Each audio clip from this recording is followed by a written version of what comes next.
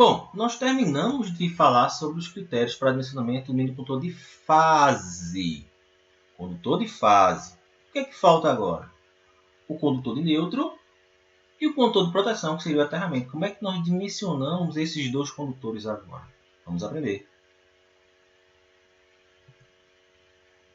Critérios para o dimensionamento da ação mínima do condutor de nêutron.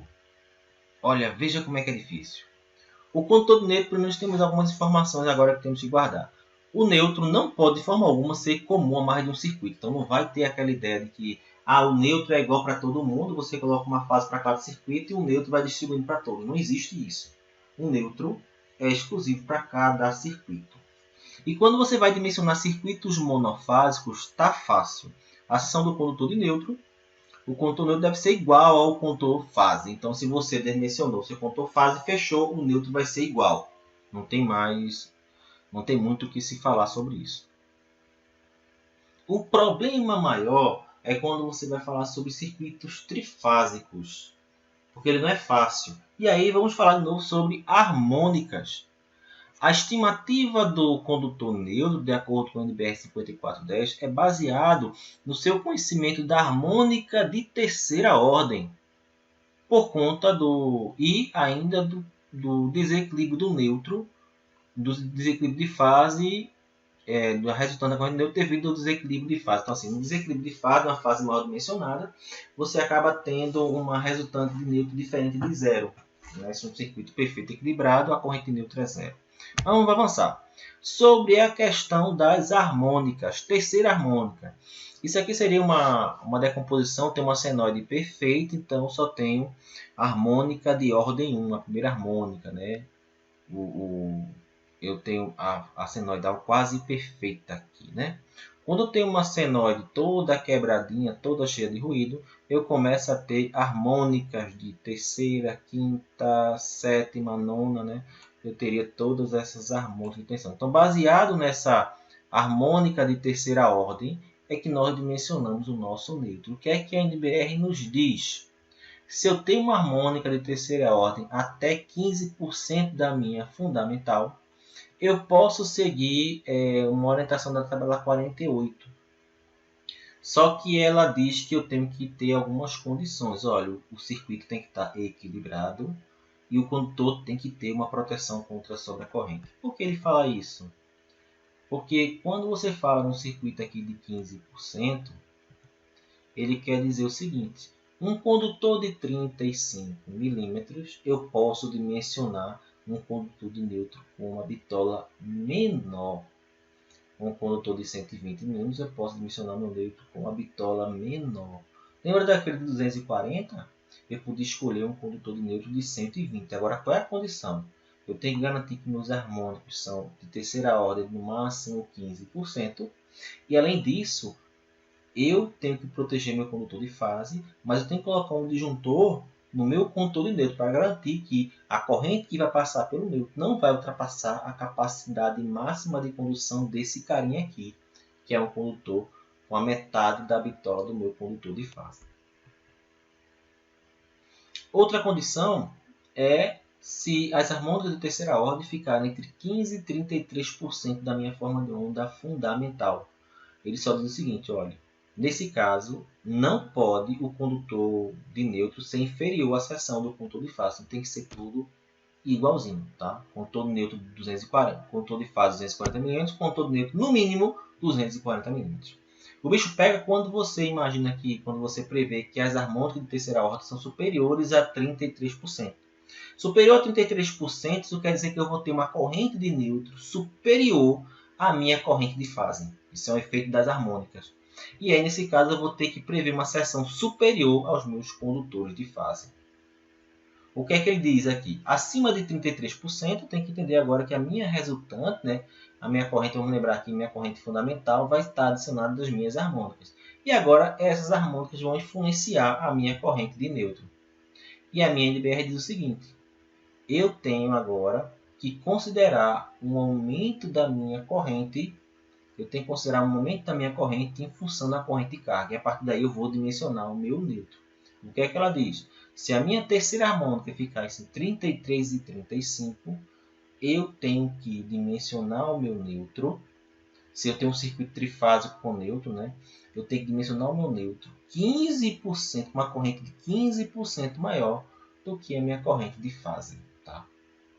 Então eu vou ter naturalmente uma bitola superior de acordo com a corrente que eu vou estar dimensionando o neutro. Como é que você vai dimensionar o neutro? Do mesmo jeito que você dimensionou a corrente de fase, com a máxima capacidade de condução, queda de tensão, curto-circuito, das mesmas condições. Só que a corrente que vai estar passando por ela é uma corrente superior do que a corrente de fase, de acordo com o nível de harmônicas que você encontra na sua instalação. E a gente percebe o que? Dimensionar o neutro não é coisa fácil. Vamos falar agora sobre o critério de dimensionamento para o condutor de proteção. Vamos continuar então, né? Agora vamos falar sobre os condutores de proteção, né? O meu condutor de aterramento. O que é que me diz a 5410? Vamos seguir a norma, né? Ele diz algumas seções mínimas para o condutor de aterramento quando ele está enterrado no solo, tá? Ele dá uma bitola mínima de 2,5 de cobre, tá? Se ele estiver protegido contra danos mecânicos, mas se ele não for protegido, no mínimo tem que ser 16 milímetros. E se algum condutor desse não for protegido contra a corrosão, a bitola mínima sobe para 50 milímetros quadrados. Lembra que eu estou falando aqui de condutores de aterramento enterrados no solo, diretamente no solo. A 5410 ela estabelece uma equação para que eu determine a bitola mínima do condutor de proteção. Então, ele diz que, no mínimo, não pode ser inferior ao determinado nessa equação. O que é que tem nessa equação? A corrente de falta de fase térmica. O que é a corrente de falta? A gente chama de corrente de curto-circuito, né? Corrente de curto-circuito entre fase e terra. O tempo que vai demorar o dispositivo para eliminar o defeito. E eu tenho um fator K que depende do material do condutor, de sua isolação, enfim, é um fator do K que depende do material. Como é que é essa questão? Eu tenho várias tabelas, tá? Na 5410 que indicam que valores de K são esses para cada tipo de condutor de proteção. Então eu tenho 53, 4, 5, 6, 7, né? 4 tabelas só para procurar saber quais são os valores de K. Só que vamos facilitar o nosso processo. A própria 5410 ela dá um método alternativo, que diz que pode ser terminado através da tabela 58, né? Então, é válido apenas se o condutor de proteção for construído do mesmo metal que os condutores de fase.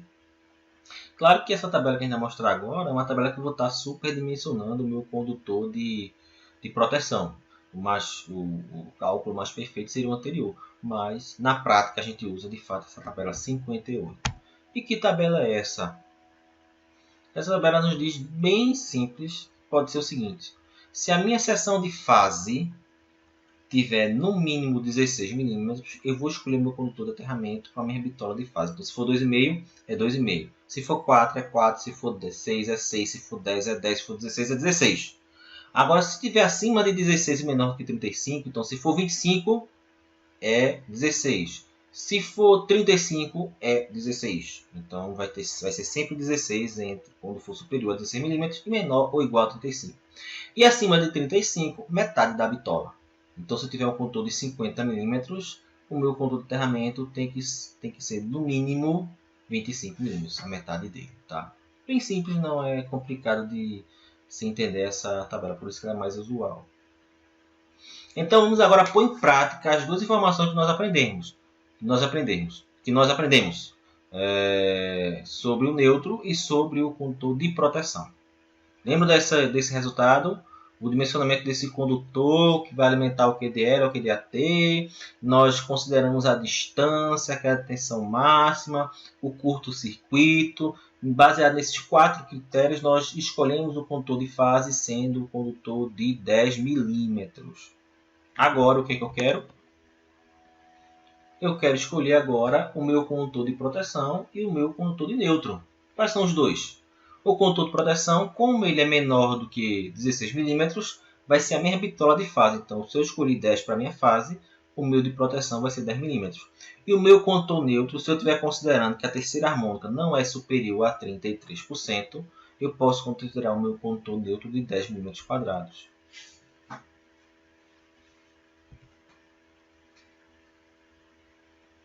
Vamos para outra aqui, aquele de bitola superior, que deu 300 mm que nós escolhemos. Qual seria a escolha do condutor neutro? O meu condutor, meu condutor de proteção. Meu condutor de proteção, como a bitola de fase escolhida foi de 300 mm, a metade dela é 150 mm², então meu condutor de proteção, meu aterramento vai ser de no mínimo 150 mm.